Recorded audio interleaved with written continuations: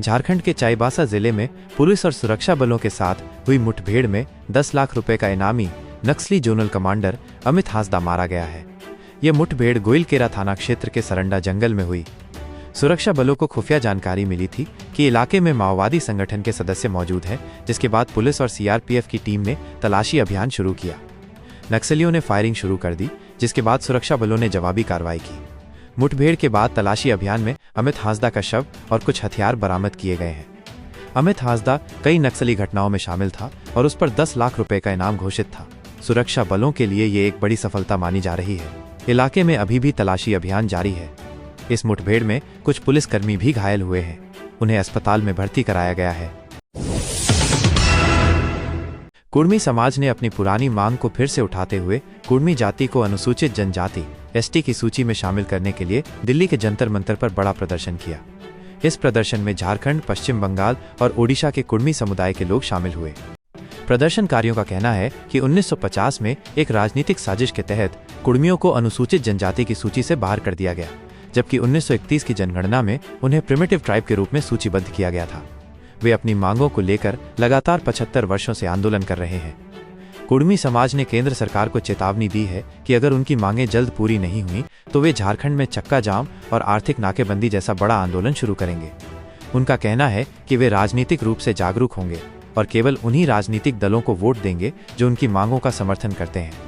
इसके साथ ही कुर्मी समाज ने कुड़माली भाषा को संविधान की 8वीं अनुसूची में शामिल करने की भी मांग की है।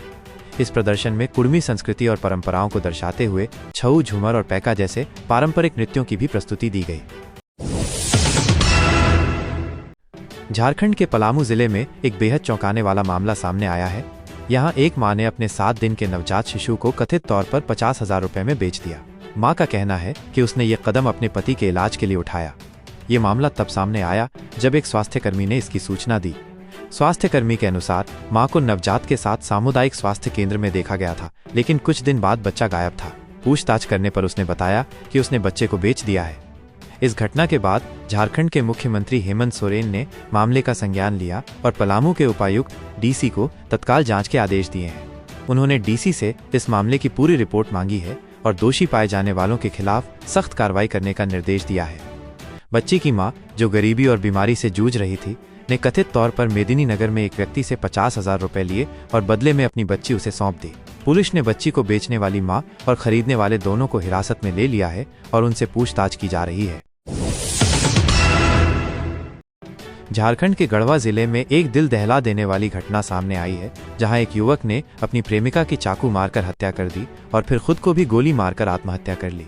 यह घटना गढ़वा थाना क्षेत्र के नवादा मोड़ के पास हुई। पुलिस के अनुसार युवक अपनी प्रेमिका के साथ कहीं जा रहा था। रास्ते में दोनों के बीच किसी बात को लेकर बहस हुई। विवाद इतना बढ़ गया कि युवक ने अपनी जेब से चाकू निकाला और प्रेमिका पर कई वार किए, जिससे उसकी मौके पर ही मौत हो गई। इसके बाद युवक ने अपनी लाइसेंसी पिस्टल से खुद को भी गोली मार ली। आसपास के लोगों ने तुरंत पुलिस को सूचना दी। पुलिस मौके पर पहुंची और दोनों के शवों को कब्जे में लेकर पोस्टमार्टम के लिए भेजा। पुलिस ने मौके से चाकू और पिस्टल बरामद कर ली है। पुलिस इस मामले की गहन जांच कर रही है। शुरुआती जांच में ये प्रेम प्रसंग का मामला लग रहा है, जिसमें आपसी विवाद के चलते ये खौफनाक वारदात हुई। झारखंड अपनी 25वीं वर्षगांठ मनाने के लिए भव्य तैयारियां कर रहा है। राज्य स्थापना दिवस 15 नवंबर को रांची के मोरहाबादी मैदान में 4 दिवसीय भव्य समारोह का आयोजन किया जाएगा। इस समारोह को यादगार बनाने के लिए कई बड़े कलाकारों को आमंत्रित करने की योजना है। खबरों के अनुसार बॉलीवुड के मशहूर गायक अरिजीत सिंह को बुलाने की योजना बनाई जा रही है। उनके कार्यक्रम की तारीख को लेकर बातचीत चल रही है। इसके अलावा राज्य सरकार ने ग्लोबल स्टार और अभिनेत्री प्रियंका चोपड़ा को भी इस समारोह में शामिल होने का न्योता देने की योजना बनाई है। इस भव्य उत्सव में सांस्कृतिक कार्यक्रम, विकास प्रदर्शनी और अन्य गतिविधियां भी शामिल होंगी। इसका उद्देश्य राज्य की 25 साल की यात्रा और उपलब्धियों को दर्शाना है।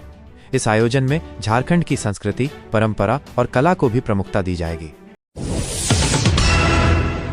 रांची के लालपुर में देह व्यापार का भंडाफोड़। रांची के लालपुर इलाके में एक हॉस्टल में पुलिस ने छापा मारकर देह व्यापार का रैकेट पकड़ा है। पुलिस ने शक के आधार पर 10 लड़कियों को हिरासत में लिया है। सभी लड़कियों को लालपुर थाने ले जाकर पूछताछ की जा रही है। पुलिस सूत्रों के मुताबिक ये लड़कियां बाहरी हैं और ग्राहक व्हाट्सएप के जरिए इनसे संपर्क करते थे। पुलिस ने मौके से कई मोबाइल फोन और दूसरा सामान भी जब्त किया है। लालपुर थाना प्रभारी ने बताया कि मामले की पूरी गंभीरता से जांच की जा रही है। अभी लड़कियों से पूछताछ चल रही है और इस धंधे से जुड़े बाकी लोगों की तलाश भी की जा रही है। पुलिस का कहना है कि जल्द ही इस पूरे गिरोह का पर्दाफाश किया जाएगा।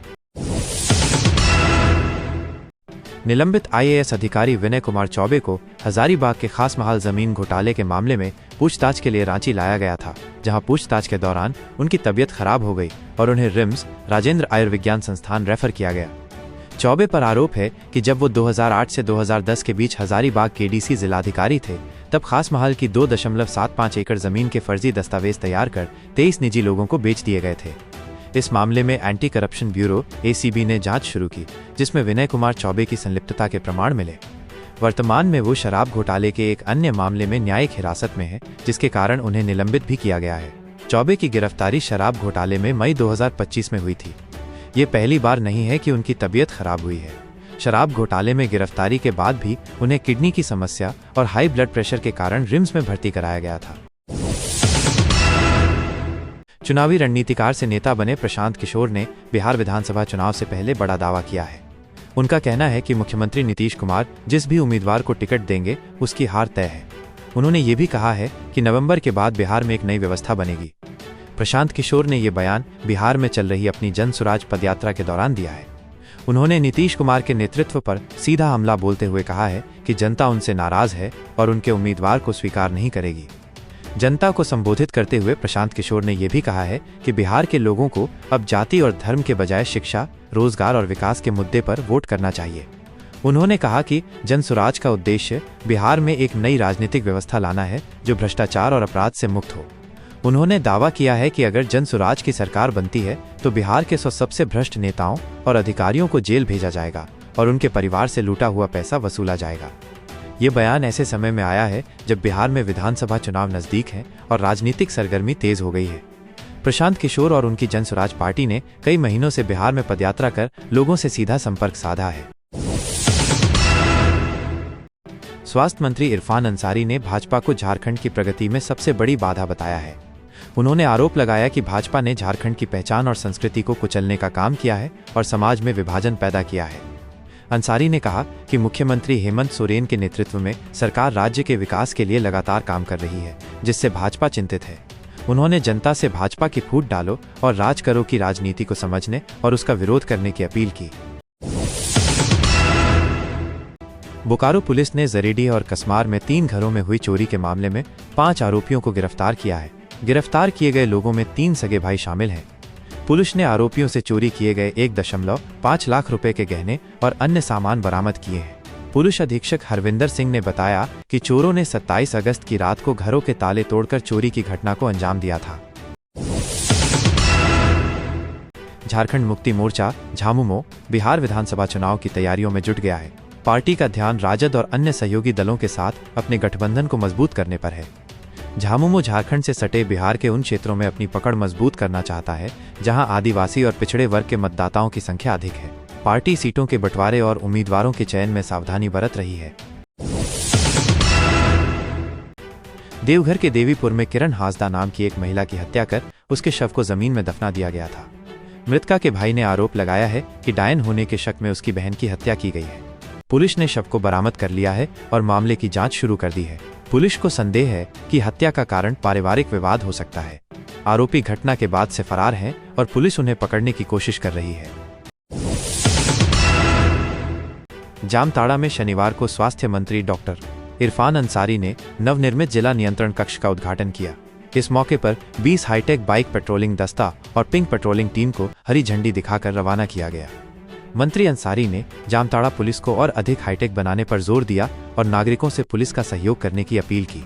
उपायुक्त ने सभी नागरिकों से ट्रैफिक नियमों का पालन करने का आग्रह किया।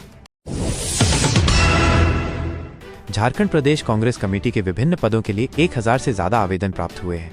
इनमें सबसे ज्यादा आवेदन कार्यकारी अध्यक्ष पद के लिए हैं। पार्टी को कुल 1200 से अधिक आवेदन मिले हैं।